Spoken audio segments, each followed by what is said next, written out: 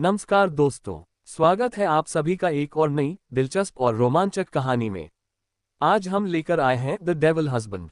ये सिर्फ एक कहानी नहीं, एक ऐसा सफर है जो आपको सोचने पर मजबूर कर देगा, महसूस कराएगा वो हर जज्बा जो शब्दों में बयां नहीं होता। तो प्लीज वीडियो को अंत तक जरूर देखें, क्योंकि अंत में छुपा है वो मोड़ जिसे आप कभी भूल नहीं पाएंगे। चलिए शुरू करते हैं द डेविल हस्बैंड, सिर्फ आपके अपने चैनल पर। एपिसोड 64, बस एक घूंट। रिवांश के शरीर में वह काली ऊर्जा पूरी तरह से हावी होने लगी, उसके नाखून तेज और नुकीले होते जा रहे थे। आंखों में अजीब सी भूख और पागलपन साफ झलक रहा था। उसके बाल बिखरे हुए थे और सांसें उखड़ी हुई। वह खाने पर झपटा जैसे बरसों से भूखा हो। उसके पंजों ने फर्श पर पड़े चावल, सब्जी और रोटी को एक झटके में अपनी मुट्ठी में भर लिया और वह उन्हें बिना चबाए निगलने लगा। शूल ने आगे बढ़कर उसे फिर से पकड़ने की कोशिश की, लेकिन रिवांश ने एक गुर्राहट के साथ उसे पीछे धकेल दिया। यह आवाज इंसानी नहीं थी। इसमें कोई ऐसी दरिंदगी थी जो उस मासूम रिवांश के अंदर कभी आएगी, ऐसा किसी ने सोचा भी नहीं था। शूल ने खुद को संभाल लिया, फिर रुद्रान की तरफ देखा। रुद्रान ने हाँ में सर हिलाया। उसके हाथ में एक छोटी सी शीशी थी जिसमें कुछ सुनहरी रंग की दवाई थी। दिव्य, रिवांश को पकड़ो, सेनापति मदद कीजिए, रुद्रान ने कहा। दिव्य बुरी तरह चौंक गया। क्या मैं? शूल ने ठंडी सांस छोड़ी और आगे बढ़ गया। अभिसार भी उसकी मदद के लिए तुरंत आगे बढ़ा। विराश अब भी रिवांश की हालत देखकर बेसुध सा था, लेकिन जब रुद्रान ने उसके कंधे पर हाथ रखा तब उसे कुछ होश आया। ये क्या है? विराश ने धीमे स्वर में पूछा। ये दवाई नहीं, बल्कि संयम है, रुद्रान ने धीरे से कहा। यह मिश्रण उसे कुछ देर के लिए स्थिर कर देगा। ये फिलहाल उसकी भूख को मिटाने का काम कर देगा। उसे कैसे पिलाओगे? वो तो कुछ भी नहीं सुन रहा। विराश की आवाज में चिंता थी। तुम उसके लिए प्रिय हो, तुमने जन्म दिया है उससे, वो तुम्हारी बात जरूर सुनेगा। उसे ये पिला दो, रुद्रान ने धीमे से कहा। विराश की आंखें बड़ी हो गई। मैं कैसे? क्योंकि मैं उसे नहीं छू सकता। हो सकता है बाकी लोग उसे दवाई ना पिला पाए, तुम ये काम कर पाओगे, रुद्रान ने कहा। विराश ने डरी नजरों से सामने देखा। खुद से कुछ ठान कर उसने हाँ में सर हिलाया। अपने बेटे के लिए वो कुछ भी करेगा। रिवांश अब भी खाने के टुकड़ों को नोच नोच कर खा रहा था और उसकी आंखों से आंसू बह रहे थे। आखिर कब तक और कितना खाना उसका इंसानी शरीर खा पाता? ऐसा लग रहा था जैसे वो खुद इस हालत से बाहर निकलना चाहता हो, लेकिन कोई अदृश्य ताकत उसे जकड़े हुए थी। रुद्रान ने धीरे से शीशी को खोला। एक मीठी सी खुशबू हवा में फैल गई, लेकिन ये कोई आम दवा नहीं थी। ये पुरानी विद्या और शुद्ध प्रकाश से बनी एक मिश्रण थी, जिसे सिर्फ उन्हीं पर इस्तेमाल किया जा सकता था जिनके अंदर अंधकार की आग सुलग रही हो। रुद्रान के पास ऐसी दवाइयों का होना आम सी बात हो चुकी थी। उसका मन और ध्यान दोनों इसी में लगा रहता था। रिवांश, विराश को आगे ले जाकर रुद्रान ने उसका नाम पुकारा, लेकिन रिवांश ने कोई प्रतिक्रिया नहीं दी। विराश आगे बढ़ा और एकदम नजदीक आकर फर्श पर बैठ गया। अब दोनों एक ही स्तर पर थे, एक अंधकार से भरा हुआ, दूसरा शांत और स्थिर। मुझे पता है तुम तकलीफ में हो, मुझे पता है कि तुम्हारे अंदर कुछ ऐसा है जिसे तुम खुद भी नहीं समझ पा रहे, लेकिन रिवांश, तुम्हें खुद को खोने से रोकना होगा, रुद्रान ने उसका ध्यान बटाने के लिए कहा। इस बार रिवांश शांत रहा, क्योंकि विराश करीब आकर बैठा था। आंखों में नमी लिए विराश उसे देख रहा था। भूख, इतनी ज्यादा भूख, मैं खुद नहीं रोक पा रहा। रिवांश की टूटी आवाज में शिकायत थी जिसे उसने विराश से किया। इस बीच शूल और अभिसार उसके करीब पहुंच गए। एक साथ ही उन्होंने रिवांश के दोनों बाजू पकड़कर उसे दबोच लिया। रिवांश अचानक ही गुस्से में जोर से चिल्लाया, छोड़ो मुझे, बस एक घूंट, ये सब कुछ शांत कर देगा। रुद्रान ने विराश को इशारा किया। उस खुशबू को सूंघते ही रिवांश को सांसें थम गई। वह कसमसाते हुए अभिसार और शूल से छूटने की कोशिश करने लगा। शूल ने सख्त आवाज में कहा, रिवांश शांत हो जाओ, हम तुम्हें तकलीफ नहीं पहुंचाना चाहते, मैं तुम्हारा शत्रु नहीं हूं। विराश के पास दूसरा कोई चारा नहीं था सिवाय जबरदस्ती करने के। शूल ने रिवांश का चेहरा पकड़कर मुंह खुलवाया। विराश ने एकदम से शीशी को रिवांश के मुंह से लगा दिया। एक बार मुंह में जाने के बाद रिवांश को जबरदस्ती वो दवाई पी लेनी पड़ी, और फिर उसका शरीर एक बार फिर से कांपने लगा। लेकिन इस बार वो कांपना डर या भूख का नहीं था, बल्कि एक आंतरिक परिवर्तन का था। उसकी आंखें सफेद और काली के बीच बार बार बदलने लगी। कुछ ही पल बाद वो साधारण हो गई। उसका शरीर कांपता रहा, लेकिन अब शरीर से निकलता काला धुआं धीरे धीरे कम होने लगा था। एक समय बाद वो पूरी तरह गायब हो गया। अभिसार ने उसे छोड़ा और पीछे हट गया, लेकिन शूल अभी भी उसे अपनी मजबूत बाजुओं में थाम कर बैठा था। अचानक ही एक बूंद रिवांश के चेहरे पर पड़ी। रिवांश ने नजरें उठाकर उस बिना चेहरे वाले शैतान को देखा। क्या वो रो रहा था? इसी बीच विराश ने रिवांश का चेहरा थामकर अपनी तरफ घुमाया। बेटा, बेटा मेरा। विराश की आंखों से आंसू बह निकले। रिवांश की सांसें अब सामान्य थीं। चेहरा फिर से मासूम लगने लगा था। क्या हुआ था मुझे? रिवांश ने धीमे से पूछा। कुछ नहीं, अब सब ठीक है, विराश ने उसके बालों में हाथ फेरते हुए कहा। रुद्रान ने चुपचाप शीशी को उठाया और पीछे हट गया। उसका काम पूरा हो चुका था। इस बीच रिवांश को छोड़कर शूल खड़ा हो गया। रिवांश के अंदर की शक्ति अब भी वही है, लेकिन फिलहाल दवाई के असर से सो रही है। हमें सतर्क रहना होगा। मैं उसे कहीं नहीं जाने दूंगा, चाहे कुछ भी हो जाए, विराश ने जिद से कहा। दिव्या ने सर हिलाया। मैं भाई से बात करके देखूंगा। उसने बाकी सबसे साथ चैन की सांस ली थी। कुछ देर बाद रिवांश को उसके कमरे में ले जाया गया। शूल उसके साथ नहीं रह पाया क्योंकि रिवांश लगातार उल्टी कर पेट का खाना बाहर निकाल रहा था। शूल उसके साथ मौजूद था। जब रिवांश कुछ हद तक शांत हुआ तो शूल उसे उठाकर कमरे में ले गया। उसने आराम से रिवांश को बिस्तर पर रखा। वह पीछे हटने को हुआ तो रिवांश ने उसका कपड़ा कॉलर से पकड़ लिया। हाँ कहो, कुछ चाहिए तुम्हें? शूल ने एकदम से कहा। उसकी आवाज में अजीब सा दर्द था। शायद वो काफी भावुक हो चुका था।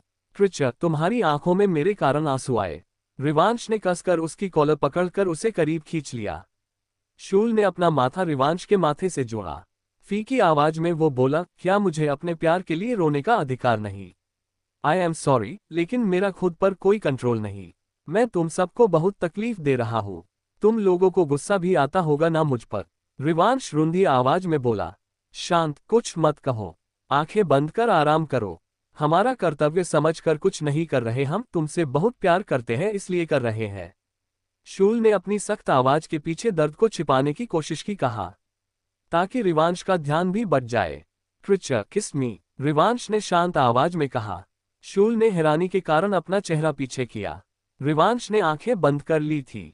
आगे जानने के लिए कहानी के साथ बने रहे। सभी बात समय से पढ़ लिया कीजिए।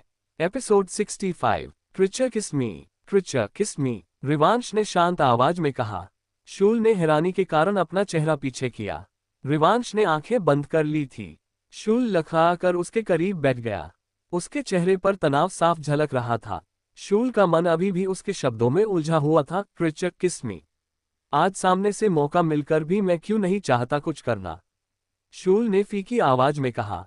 क्रिचर, रिवांश ने फिर से वही नाम पुकारा, लेकिन इस बार उसकी आवाज में कांपती हुई कोमलता थी। तुम हमेशा ही मेरे पास थे, है न? बचपन से, हमेशा, शूल ने तुरंत जवाब दिया। जब मैं गुस्सा, नफरत किया करता था, फिर भी तुम चले आते थे मेरे पास हर बार, रिवांश ने कहा। शूल ने हल्की मुस्कान के साथ सिर हिलाया। तुमसे भागना मेरे बस में नहीं था, ना कभी होगा। क्यों? रिवांश ने मासूमियत से पूछा। शूल का दिल इस सवाल पर कांप गया। शायद उसने कुछ देर तक आंखें बंद कर ली, जैसे खुद को एक जवाब देने के लिए हिम्मत जुटा रहा हो। फिर धीरे से बोला, क्योंकि तुम मेरी शांति हो, मेरी लड़ाई का अंत हो। मैं जिस अंधकार में पैदा हुआ था, तुम वही रोशनी हो जिसने मुझे बदलना सिखाया। तुम मेरा घर हो, रिवांश। रिवांश की आंखों में पानी भर आया। उसकी आंखें अब मासूम थीं, उसमें कोई भूख या पागलपन नहीं था। क्या तुम मुझे उस वक्त भी चाहोगे जब मैं एक बदसूरत शैतान बन जाऊंगा? रिवांश का सवाल सच में बचकाना था। शूल की हंसी निकल गई। उसने कहा, मैं भी शैतान हूँ। क्या मैं बदसूरत लगता हूँ तुम्हें? तुम्हारा चेहरा दिखाई कहाँ देता है? रिवांश छोटा सा चेहरा बनाकर बोला। ओह, तुम ऐसे मौका देख बार बार अपनी उत्सुकता दिखाते हो मेरा चेहरा देखने की। शूल ने चुटकी लेते हुए कहा। ठीक है, बेसब्र हूं मैं तुम्हारा बदसूरत चेहरा देखने के लिए, रिवांश ने आंखें घुमाकर शर्म से कहा। ठीक है, हम शैतान बदसूरत ही सही, मैं तुम्हें तब भी सबसे ज्यादा चाहूंगा, शूल ने जवाब दिया और उसकी हथेली को अपने हाथ में ले लिया। अचानक दरवाजा धीरे से खटका। अभिसार वहां खड़ा था। क्षमा करें महाराज, उसने धीमे स्वर में कहा, लेकिन रुद्रान ने कहा है कि रिवांश को एक और दवाई देनी पड़ेगी। उनका शरीर अभी भी उस ऊर्जा से लड़ रहा है। शूल ने सर हिलाकर उसे आने का आदेश दिया। रिवांश का मुंह बन गया। फिर से एक दवाई? आखिर तुम लोग मुझे सिर्फ दवाई ही क्यों पिलाते रहते हो? रुद्र कहीं अपना बनाया सारा एक्सपेरिमेंट मुझ पर ही तो नहीं करते। अभिसार मुस्कुरा दिया, रुद्रान की औषधियों पर कभी अविश्वास मत दिखाना। वो हर दवाई को बनाने में सक्षम है और उसका परिणाम भी जल्द ही देखने को मिलता है। शूल में उससे शीशी ले ली और रिवांश वो पीनी पड़ी, जिसके बाद अभिसार चला गया। मुंह का स्वाद कड़वा हो गया होगा। क्या मैं मीठा कर दूं? शूल की आवाज में शरारत थी। रिवांश शर्मा कर गुस्सा होते हुए बोला, कोई जरूरत नहीं। भावनाओं में बहकर बोल गया था मैं। मना करने के बाद भी शूल उसकी ओर बढ़ने लगा। रिवांश ने उसके सीने पर हाथ लगाकर उसे रोका, लेकिन तभी शूल ने उसके दोनों हाथ पकड़कर सर के पास लगा दिए। हाथ आया अवसर छोड़ देना मूर्खता है। चलो तैयार हो जाओ, जो तुमने अपने मुंह से मांगा, शूल ने कहा। रिवांश के आंखें मिचली, लेकिन विरोध भी ज्यादा नहीं किया।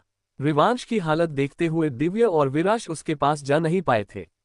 वो रुद्रान के साथ एक तरफ खड़े थे।